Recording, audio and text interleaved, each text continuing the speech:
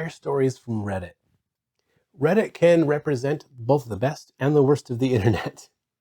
There's some dark corners and some bright, shiny places. The r/hair community on Reddit is awesome. It is full of curious people with insightful questions. I'm going to share with you today a story of somebody's hair struggle, wondering what the heck is going on here, and share with you what I think is going on. So this user posts this picture and says, "Is my hair going to be crimped forever?" Look at that sad face. If you zoom in, you can see this hair crimped. TLDR, got hair micro crimped and it won't come out. Hi friends, I recently went to a salon to have my hair styled for a show. It was a classic rock themed, so needless to say there was lots of backcombing and crimping. The stylist used a mini crimper to give my hair extra volume. But it's been 2 weeks and some sections are still crimped. I've washed it maybe 4 or 5 times, done a hair mask, blow dried with a round brush, and it won't seem to go away. She did put mousse in before she styled, and my hair does have a slight burnt smell when I get it wet now. I've looked on Google to see if I can find a solution, but no luck. Anyone have any advice or know if it's possible for your hair to be permanently crimped? Thanks in advance. Photo of the aftermath when I brushed it out the day after the show. So a lot of the reactions are people wondering if some other chemical was used. Nobody had ever heard of this happening. Definitely the burnt hair smell is a concern. But when I saw this, I thought, oh, I know exactly what happened because I've done this to someone before. And it does come out. There's a lot going on. People are advising her to use conditioning treatments, bonding treatments. And I'm going to tell you why that's actually not what you want to do. That's the opposite direction you want to go. I wrote a brief response. I didn't want to write a novel. Well, mainly because I thought maybe I'll make a video out of this. And it's a lot to write. So strap in. When we style hair with heat and with moisture, which means blow drying, curling, wet setting, heat tools, they both utilize both heat and moisture. When we do those things, we're resetting 2 of the fundamental bonds in the hair. Permanent bond in the hair, the disulfide bond, is typically not manipulated by these things.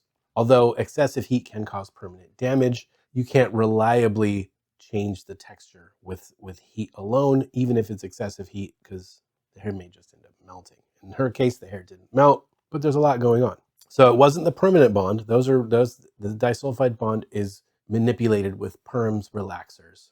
It was the temporary bonds that we manipulate with heat and moisture, and that is the salt bond and the hydrogen bond. So like, let's say you flat iron your hair, it's nice and smooth, you've got naturally curly hair, you walk outside, it's humid, and your hair starts drying up and getting curly and frizzy again, depending on how wet it is outside. That's what happened with the crimper. Micro crimpers are special. I was on a photo shoot once where I misunderstood the theme for the hair. I got excited. I got out my micro crimper and I micro crimped the model's hair into big micro crimped hair, brushed it out. It was poofy. I was in love with it. Director of the shoot shows up. They were running a little bit late and they said, "You misunderstood what I wanted." And I wanted the hair to be sleek and smooth, which is exactly the opposite. And I thought, that's fine. I'll just flat iron it. I flat ironed that hair excessively. I flat ironed it more than I should have, multiple times per section, and it was very fine hair. The crimps didn't quite disappear. They were still there. Even after shampooing once or twice, the crimps were still there in the model's hair. Crimps are persistent. How do we get them out? Well, we need to reset those bonds, the salt and the hydrogen bonds. How? With water. When you've put product on the hair, when you use heat protectors, done all the things you should have, they're going to help protect the hair against humidity. So when you get your hair wet, it may not reset the bonds right away. You need a surfactant, like the surfactants found in shampoos, especially sulfonated shampoos, which have just gotten too much of a bad rap in recent years. You need the surfactants to actually help the water penetrate deeper into the hair and do what it's supposed to do in order to help those bonds reset more effectively. That's why when you have bedhead, you wake up in the morning and your hair's going crazy. Sometimes just getting it wet with water doesn't help. A lot of style resetting sprays have a light surfactant in them to help that water penetrate so you can actually tame your hair without getting the whole thing wet or having to shampoo again. That's also a really great reason to shampoo before finishing a haircut, sometimes before starting. Depending on your technique, at some point during the haircut, your hair should be shampooed because you never know what is the natural texture of the hair, the natural growth patterns until you've reset that hair fully. So we need a surfactant to help relax those crimps. Second, we need to make sure that we're using proper shampooing technique. It sounds weird, but when was the last time you thought about how you shampoo? Because sometimes our shampooing technique isn't proper. And especially for something like this, to really get in there and do what you're asking the shampoo to do, we're asking it to do more than cleanse, we're asking it to reshape the hair. Number one, make sure your hair is thoroughly wet, but maybe wring it out a little bit so it's not dripping wet, especially if you have super long, thick hair, before you apply your first shampoo. Second, put a good amount of shampoo in your hands, distribute it between your palms, but rather than just going like this, like a lot of us do, go around your hair. If you have long hair, pull it forward and just pat it. Just dab it around your head and let that hair take the shampoo off your hands. Once you've kind of dabbed every section of the hair and got some shampoo on the surface, now you can begin to come in and start grabbing it and really kind of pushing the shampoo into the middle sections. And then thirdly, now you can start combing with your fingers through and really distributing that shampoo product. Notice we haven't even started scrubbing the scalp yet, which is what most people do, right? Put the shampoo in, scrub your scalp, you're done.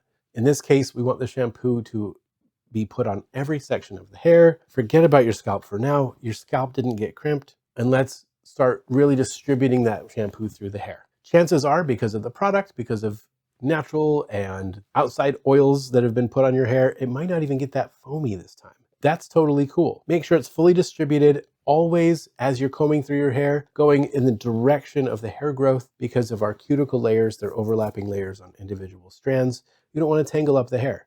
So none of this business on your hair either. Just literally comb through with your fingers. If your hair is very curly, this is still a good idea to comb through with your fingers. Absolutely no scrubbing back and forth, because all that's going to do is make your hair tangle more. Next, let's begin to rinse this first shampoo out, because we're going to do a second one, at least a second one. You don't even really have to worry about rinsing it thoroughly. Just get in there, get that hair thoroughly wet again, and just kind of wring it out again so it's not dripping wet. And for the second shampoo especially, make sure the water isn't constantly running on your head. If you're in the shower, and in a normal sized shower, it's very common for water to be on you and partially on your hair the entire time you're shampooing. If that's the case, shut the water off. Come in with your second shampoo, same application technique, start running it through, and now you should start to get very foamy. If not, repeat these steps until on reapplying, you finally get very foamy shampoo. That's why you need the surfactants.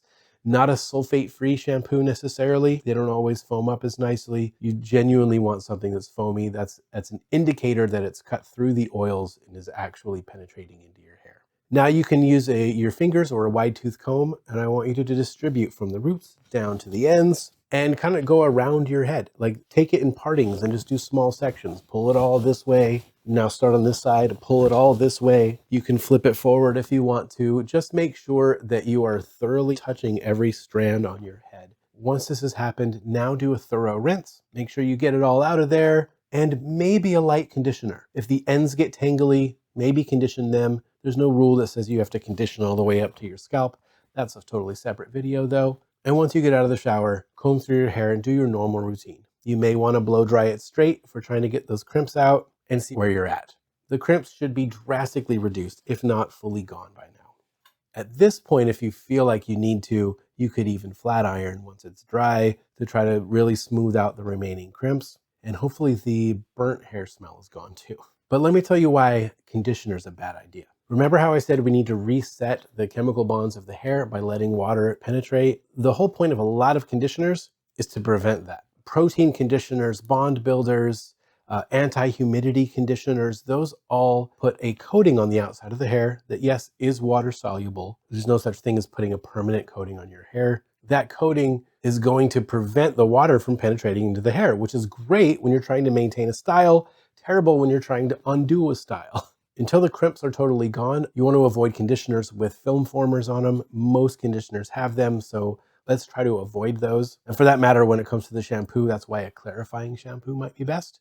Because even moisturizing, hydrating shampoos have film formers on them too. Protecting your hair from outside moisture while you're also washing it, which is great technology, but once again, is not our singular goal during this particular shampoo session. So we thoroughly applied shampoo to get the hair thoroughly wet to help restore those ionic bonds. We've avoided conditioner until we see exactly how it turns out. Flat iron if you have to, and at this point we should be looking pretty good. Yeah, and if you flat iron, it takes a while. Make sure you're taking sections that are small enough. Your flat ironing session can't be done in like 10 minutes.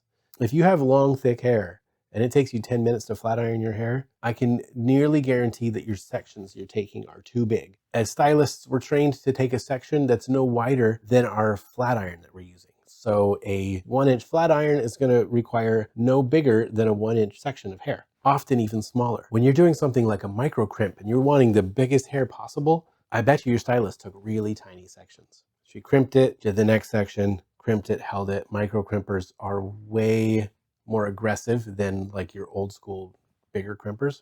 But an end note is don't feel too bad about what the stylist did. Chances are you had a really good stylist.